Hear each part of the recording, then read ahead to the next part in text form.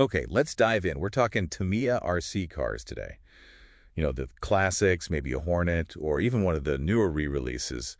And lots of people are putting modern electronics in it, right? Like the HobbyWing Quicrun 1060 ESC. Oh, yeah, absolutely. It's kind of the standard now. Waterproof, handles LiPo batteries.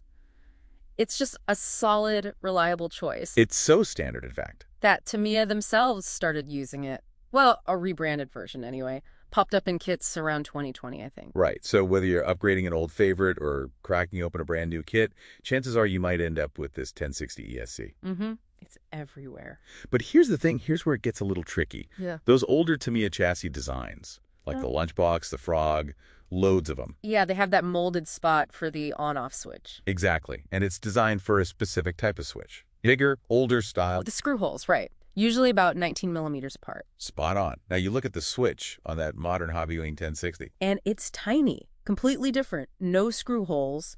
It's clearly meant to be just sort of stuck on with tape or maybe a cable tie. So it just doesn't fit in that nice little spot Tamiya made for the original switch. Nope.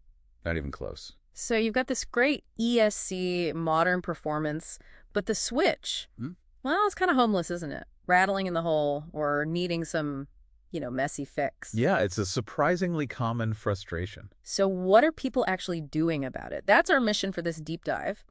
Figure out the common workarounds and look closely at one really interesting aftermarket fix. Okay, so yeah, people try all sorts of things. The quickest, maybe simplest fix, double-sided tape. Ah, the old sticky tape solution. Right, and Tamiya even kind of nudges you that way sometimes. They include servo tape in the kits. But I mean, tape's quick, but is it secure? Especially if you're bashing the car around. Probably not long-term, no. You can get dirty, lose its stick. Not the cleanest look either. What else? I know HobbyWing put that little slot on the ESC body itself. They did, yeah. You can tuck the switch in there. Looks tidy, keeps it contained. But often, once the card's body shell is on, good luck reaching that switch easily.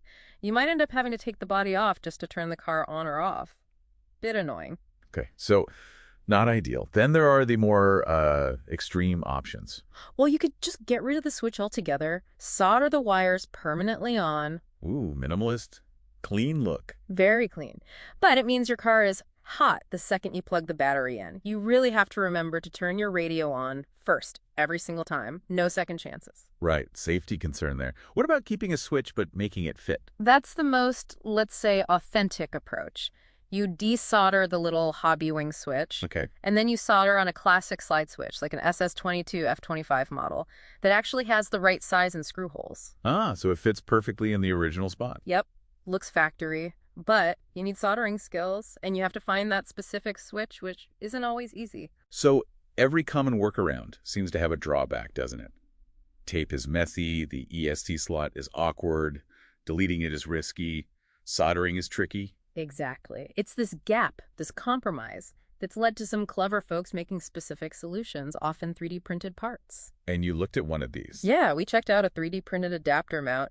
It's sold by Skibby's Performance Mods on eBay. Skibby's. Okay. Are they reputable? Seems so. Good feedback, focuses on Tamiya upgrades, specifically 3D printed stuff. People seem happy with the quality. So what does this adapter actually do? It's pretty simple, really. It's a small piece of plastic designed to hold the small HobbyWing switch securely. Like cradle it. Exactly. And then the adapter itself has mounting tabs, or arms, that stick out. Ah, and those line up with the original screw holes in the Tamiya chassis, the 19mm ones. Precisely. So the idea is installation is super easy. How easy? You basically just snap the HobbyWing switch into the adapter. Then you take the whole assembly adapter with switch inside and screw it into the chassis using the original Tamiya screws. So it should feel like installing the original switch, just using this little adapter piece. That's the goal. A factory fit result, but for the modern switch. We saw feedback calling it a quality product. Makes mounting a lot easier. That's good. Any downsides mentioned? Fitment issues? One review did note the screw holes on their adapter weren't perfectly lined up, but crucially, they said they were close enough to get the screws in without much fuss. Okay, so maybe minor tolerances, but still worked. Yeah, and the user was still really pleased because it solved the main problem.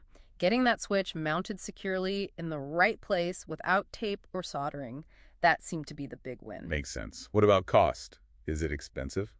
Not really. They usually sell them in like a 3-pack for around $7 plus shipping. So what, maybe $3.75 per adapter? Something like that. Pretty reasonable for a clean fix that avoids all the hassle of the other methods, you know? Puts the switch right back where Tamiya meant it to be. And this isn't the only solution like this out there, right? Oh no, definitely not. We saw other sellers, like one called Bodged Not Built in the UK, doing similar things. And loads of people just download free 3D print files online and print their own adapters if they have a printer. Wow. Okay, so it really shows this is a widespread issue people want to solve properly. Absolutely. It's a great little example of the RC community being creative, adapting new tech to old favorites, and how smaller innovators, hobbyists really, step up to fill these little niches the big companies might overlook. So wrapping this up for you, the listener, if you're building or restoring a Tamiya, maybe one of those classics, and you're using that popular HobbyWing 1060 ESC, Which many people are. then an adapter like the one from Skibby's or a similar product seems like a really solid option. It gives you that clean, secure, screw-mounted switch right in the intended spot. Avoids the mess, avoids the soldering iron. It's probably the neatest solution for a lot of builders who want that factory finish. Definitely seems worth considering. You know, this whole situation, just thinking about how to mount a tiny switch, it really says something about the passion people have, doesn't it? Wanting to get every detail just right on the models they love. It does. And maybe the final thought for you to chew on is this. Sometimes the smartest, most practical fixes for these little everyday annoyances don't come down from the big manufacturers. They bubble up from the community itself, from people actually using the stuff day in, day out. Pretty cool when you think about it.